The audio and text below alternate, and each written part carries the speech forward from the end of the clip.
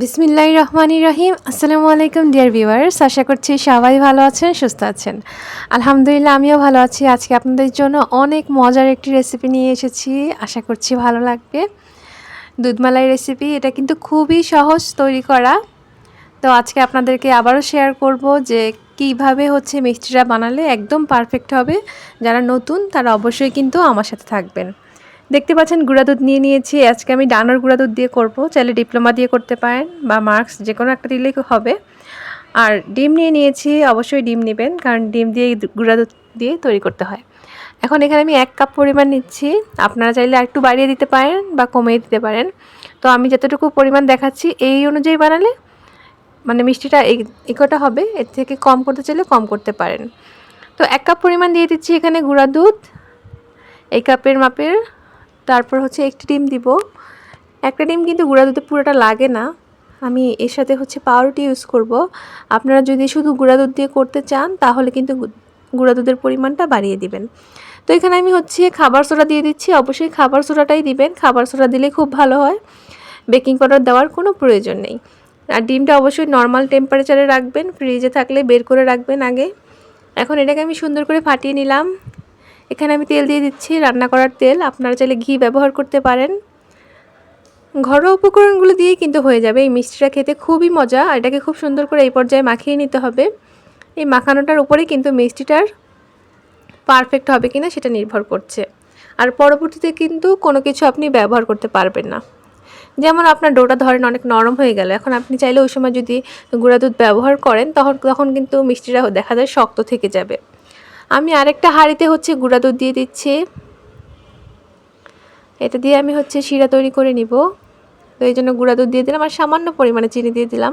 আপনারা চাইলে চিনির পরিমাণটা বাড়িয়ে দিতে পারেন, তবে চিনি কিন্তু ভালো না আর কি, সাদা চিনি এমনি স্বাস্থ্যসম্মত না। তারপরও আর কি আপনাদের যদি পছন্দ হয় আপনারা দিতে পারেন। তো এখানে আমি সবগুলো উপকরণ খুব সুন্দর করে মিশিয়ে নিচ্ছি। দেখতে পাচ্ছেন এটা হচ্ছে খাবার সোডা, গুঁড়া দুধ আর হচ্ছে সাথে দিয়েছি আমি খাবারের তেল। এখানে কিন্তু আর কিছু ব্যবহার করছি না, এগুলো সবগুলো আগে ভালোভাবে মিশিয়ে নিতে হবে। একদম ঝরঝরে একটা ভাব হবে, আপনারা মানে মাখালেই বুঝতে পারবেন। এইগুলা মাখানোর উপরই কিন্তু নির্ভর করছে যে মিষ্টিটা কতটা সফট হবে। খাবার সোডাই ব্যবহার করবেন, আর খাবার সোডার পরিমাণটা যা দেখিয়ে দিলাম ততটুকুই ব্যবহার করবেন। যদি কম হয় তাহলে কিন্তু মিষ্টিটা শক্ত হবে, বেশি হলেই মিষ্টিটা ফেটে যাবে। এর জন্য আমি যতটুকু দেখিয়েছি ততটুকুই ব্যবহার করতে হবে। দেখতে পাচ্ছেন এখানে আমি পাউরুটি নিয়ে নিয়েছি। পাউরুটির চারপাশে যে লাল অংশটা থাকে সেটা আমি নিইনি, কারণ সেটা নিলে মিষ্টির চারপাশটা লালচা দেখা যাবে। এই জন্য হচ্ছে ভিতরের অংশটা নিয়েছি। আর 2টা পাউরুটি নিলেই হয়ে যায়। তবে ডিমের আকৃতির উপরে কিন্তু নির্ভর করছে আপনার কি একটা লাগবে না 2টা লাগবে। ডিম যদি ছোট হয় অনেক সময় দেখা যায় একটা পাউরুটিতেও হয়ে যেতে পারে, তো এটা কিন্তু খেয়াল রাখবেন। আমি 2টা দিয়েছি দেখে যে আপনিও 2টা দিবেন এরকম না। আর ডোটা হবে এরকম যাতে আপনি গোল তৈরি করতে পারেন, একটা মিষ্টিকে আপনি গোল তৈরি করতে পারেন, এরকম একটা ডো হবে। হ্যাঁ, এই জন্য আমি ডিমটা কিন্তু অল্প অল্প করে মিশিয়ে নিচ্ছি, আমি কিন্তু পুরোটা ডিম একসাথে দিয়ে দিচ্ছি না। তো এই জিনিসগুলো হচ্ছে একটু খেয়াল রাখবেন। আর প্রথম প্রথম মিষ্টি বানালে হয়তো বা একটু কম বেশি 19-20 হতে পারে, তবে আস্তে আস্তে ইনশাল্লাহ ঠিক হয়ে যাবে। তো এটা বানাতে কিন্তু বেশি একটা সময় লাগে না, তবে অবশ্যই মিষ্টি বানানোটা একটা ধৈর্যের কাজ, একটু সময় নিয়ে তো করতেই হয় মোটামুটি। কিন্তু ওই যে কালো জাম বানাতে গেলে কিন্তু অনেক তেলে টেলে ভাজতে হয়, এখানে কিন্তু ভাজাভাজি ঝামেলা নেই, সেই দিক থেকে কিন্তু তাড়াতাড়ি মিষ্টি বানাতে পারবেন, চটপট বানিয়ে ফেলা সম্ভব। আর এটা কিন্তু খেতে খুবই মজা। এরকম খুব আঠালো হবে মিষ্টিটা, মিষ্টির ডোটা এমন আঠালো, তবে এটা আস্তে আস্তে হচ্ছে ঠিক হয়ে যাবে কতক্ষণ পরে। এটা এরকম মাখিয়ে নেবেন অল্প অল্প করে ডিমের সাথে মিশ্রণ করে। মানুষ দুনিয়াতে আসলে কষ্ট করে কিসের জন্য? রিজিকের জন্য। তো আপনি যদি 5 ওয়াক্ত নামাজ ঠিকমতো আদায় করেন, আল্লাহ আপনাকে 5টি পুরস্কার দান করবেন। এই যে দুনিয়ায় মানুষের রিজিকের এত সমস্যা, প্রথমত রিজিকের সমস্যা দূর করবেন, দ্বিতীয়ত কবরের আযাব থেকে মুক্ত করবেন, 3 নাম্বার হচ্ছে পুলসিরাত বিদ্যুতের গতিতে পার করে দিবেন, 4 নম্বরে হচ্ছে ডান হাতে আমলনামা দিবেন এবং 5 নম্বরে হচ্ছে বিনা হিসাবে জান্নাত দিবেন। সুবহানাল্লাহ। এই জন্য চেষ্টা করবেন সবসময় 5 ওয়াক্ত নামাজ আদায় করতে। আর মেয়েরা হচ্ছে আউয়াল ওয়াক্তে নামাজ আদায় করবেন। অনেকে আছে যে রান্না বান্না করতে করতে দেখা যায় নামাজের ওয়াক্ত পার করে ফেলেন, এই জন্য চেষ্টা করবেন হচ্ছে ওয়াক্ত যখন হয়ে যায় সাথে সাথেই নামাজটা আদায় করে ফেলতে। আর ছেলেরা তো যদি নামাজ আদায় করে, জামাতে নামাজ আদায় করলে 25 গুণ বেশি সওয়াব, ধরেন আপনার বাসায় অনেক জিনিসপত্র আছে, যেমন আপনার বাসায় টিভি আছে, ফ্রিজ আছে, এসি আছে, নানান ধরনের জিনিসে ভরপুর। এখন আপনার চাবি আনতে ভুলে গেছেন, হ্যাঁ, তাহলে ধরেন তালা মারা, এখন আপনি কীভাবে ঘরে যাবেন? যেতে পারবেন না। তেমনি আপনার জান্নাতে ধরেন অনেক কিছু দিয়ে সাজানো, আপনি যে টুকিটাকি যেসব আমল করতেছেন, আপনার ওখানে ফল গাছ হচ্ছে, আপনার প্রাসাদ হচ্ছে, মানে সব কিছু হচ্ছে আপনি যে আমলগুলো করতেছেন, কিন্তু যখন আপনি জান্নাতে প্রবেশ করবেন সেই চাবিটাই হচ্ছে নামাজ। নামাজ হচ্ছে বেহেশতের চাবি। আপনার যদি চাবি না থাকে আপনি কিন্তু জান্নাতে প্রবেশ করতে পারবেন না। এই জন্য চেষ্টা করবেন হচ্ছে 5 ওয়াক্ত নামাজ সঠিকভাবে আদায় করার। আল্লাহ কিন্তু কিয়ামতের মাঠে সর্বপ্রথম নামাজের হিসাব নেবেন। আর যার নামাজ সুন্দর হিসাবে গণ্য হবে তার কিন্তু অন্যান্য আমলগুলোও সুন্দর হিসেবে গণ্য হবে। আর নামাজ কিন্তু মানুষের জন্য দোয়া করতে থাকে। আর বলা হয়েছে যে যদি আপনি নামাজটা ঠিকমতো নাও আদায় করেন তাহলে কিয়ামতের মাঠে ময়লা কাপড় চোপড়ের মতন এই নামাজটা আপনার মুখের উপর ফিক্কা মারা হবে। নাউজুবিল্লাহ। এই জন্য হচ্ছে আপনারা চেষ্টা করবেন সহিভাবে নামাজটা আদায় করতে, যত কষ্টই হোক। যে কোনো সমস্যায় আপনারা 2 রাকাত নফল নামাজ আদায় করবেন।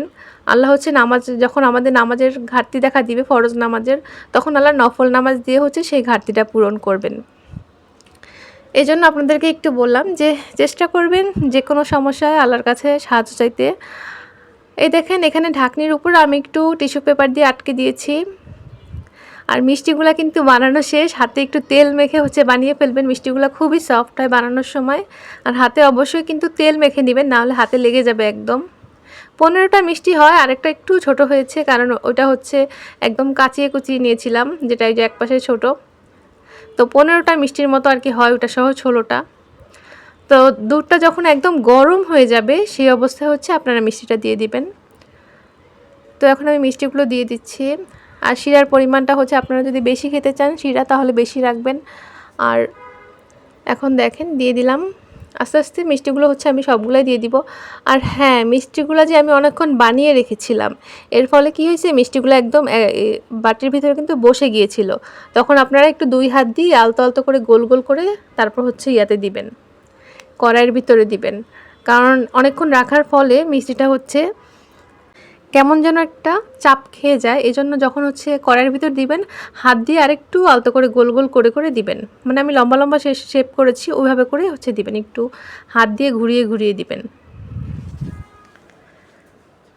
কারণ অনেকক্ষণ মিষ্টিটা রাখার ফলে উপরটা ড্রাই হয়ে যায় বানিয়ে যে রাখছিলাম। আর এই কাজটা যখন করবেন, যে চুলায় যে ঢাকনা দিয়ে দিলাম, এটা অবশ্যই দাঁড়িয়ে থেকে করবেন, না হলে কিন্তু দুধ হচ্ছে উতরিয়ে হচ্ছে নিচের দিকে পড়ে যাবে। এই জন্য দাঁড়িয়ে থেকে হচ্ছে এই কাজটা করবেন। বলক যখন আসবে 2 মিনিটের মধ্যে কিন্তু হয়ে যায়। তো মোট 5 মিনিটের মধ্যে কিন্তু আপনার রান্নাটা কমপ্লিট হয়ে যাবে। আমার 5 মিনিট লাগছে, এটা বানাতে বেশি একটা সময় লাগেনি চুলার উপর দিয়ে। দুধটা শুধু যখন উতরাইছে তারপর আমি আর 2 থেকে 3 মিনিটের মতো রেখেছিলাম। আর খেতে কিন্তু আলহামদুলিল্লাহ খুবই মজা হয়েছে। আপনারা বাসায় অবশ্যই ট্রাই করবেন এবং জানাবেন যে কেমন হলো কমেন্টের মাধ্যমে। ছোট থেকে বড় সবাই কিন্তু খুবই পছন্দ করবে এই মিষ্টিটি। আসলে ভিডিওর মাধ্যমে তো বোঝানো সম্ভব না যে কতটা মজা হয়েছে আর কতটা ইয়ামি হয়েছে, এটা আসলে একমাত্র আপনারা বানালেই বুঝতে পারবেন। তো অবশ্যই কিন্তু বাসায় ট্রাই করবেন, ভালো লাগলে কমেন্ট করবেন এবং শেয়ার করবেন, লাইক করবেন। ধন্যবাদ সবাইকে।